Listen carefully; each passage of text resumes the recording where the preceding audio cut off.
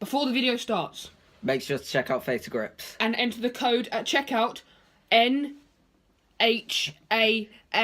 for a 10% discount. All caps. No. Nah. Go, Enjoy, guys. It's nah, mate. So today, guys, what are we doing? We are doing we're explaining the last 15-ish minutes of the newest Marvel film, Spider-Man Homecoming. It is an amazing film. We have finally both seen it. I've seen it twice because I'm a nerd.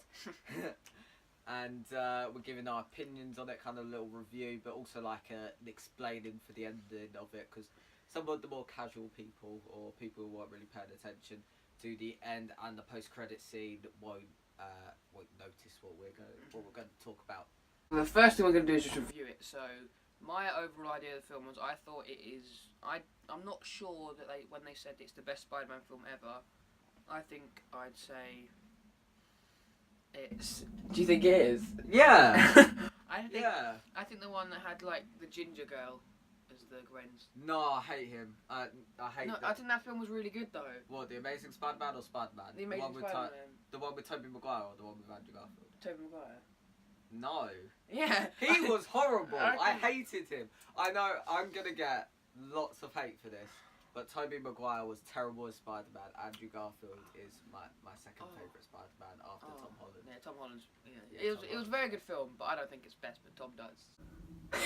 No, it was the one with you got the ginger lady. Was she ginger in the film? Was Yeah, she in the ginger? film. Oh no! Yeah, no.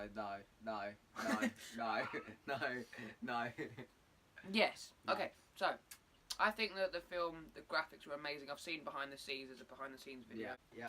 The way they recorded the big monument scene was really cool. They just used the spike of it and put a green screen around it. I think the graphics were amazing. You couldn't tell how they did all the scenes. Yeah.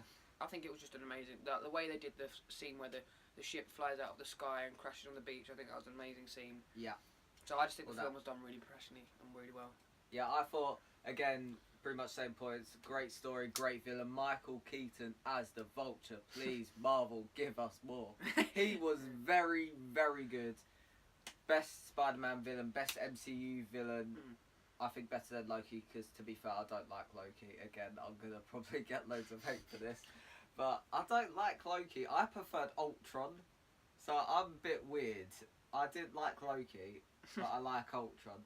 But no offense to Tom Hiddleston, he's great in the role. I just don't like it. Also, Suit Lady, Karen, you know. Oh yeah, Karen. That was really good. The way that like he hacked the Spider-Man suit, yeah, and then he got all the special powers, and then like there's a Suit Lady that gives him help and that, and then he had 516 different web combinations. Yeah. I know like some people thought it was a bit silly with like taser webs and all that, but I was like remembering like the old Spider-Man cartoons that I used to watch when I was a kid. So when I was like 5 or 6, he did have like all that like different stuff as well. So it's like some people are going, oh, it's stupid, he should have taser webs, but that's what he's been given in previous stuff. So it was definitely one of the best films of 2017, easily. Yes.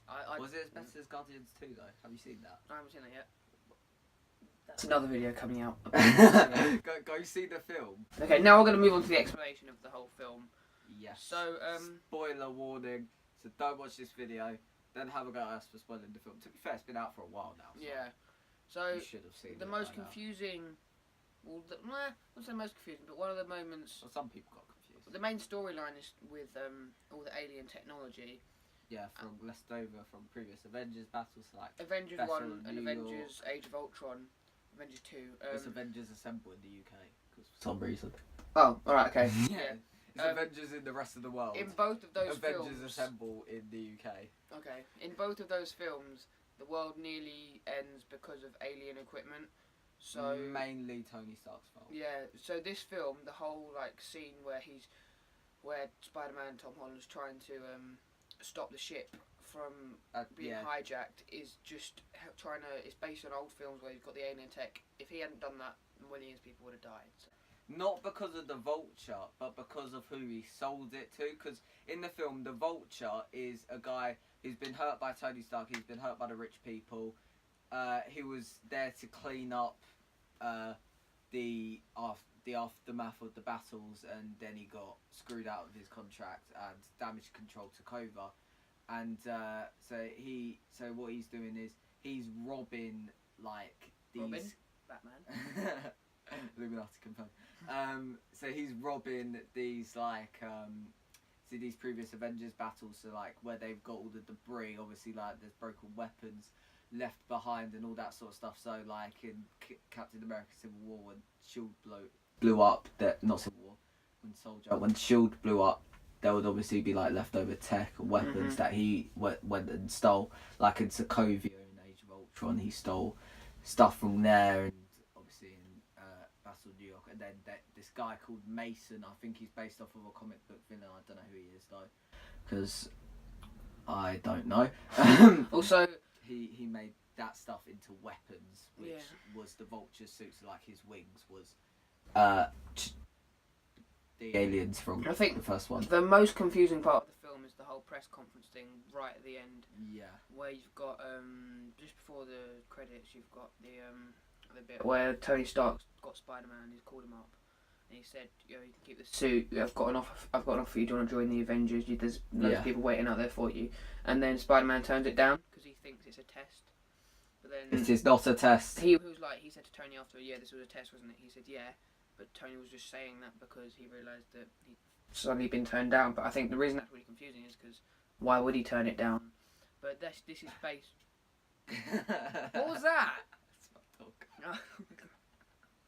This was based on a comic, on one of the first comics from Spider-Man. He had a press conference in that, and I don't fully understand it, but I think... I kind of thought if he said yes, it would be like in the Civil War type thing, because you know in the comic in Civil War where he like takes off his mask, he's like, "Yo, I'm Peter Parker." Oh yeah. What's up, guys? Yeah. Yeah, I feel like it was gonna be something like that. But the Iron Spider suit thingy, he's got the Iron Man. Yeah, they suit. gave that to him in his window. It said, "This belongs to you." TS. Yeah, no, but he gave back the suit he got from Civil War. The suit he showed at the end, like the cool one. He's getting that in the next Avengers film because I watched the leaked trailer.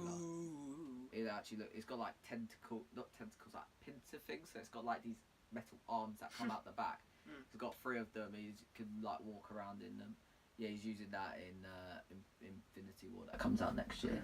Oh, bloody hell! Oh, dogs are savage. Oh my god. But everyone's gonna think she's like some massive like German. She's not even. I can't even open the door. Ah, you stepped on my foot. There she is. Why? So the first post-credit scene where Michael Keaton is in prison for his crimes. This random guy comes up to him. Actually, you know the Staten Island boat ferry scene. Yeah. He was in that. Was he? Yeah. I never noticed it until someone pointed it out to me. But he was actually there in the scene.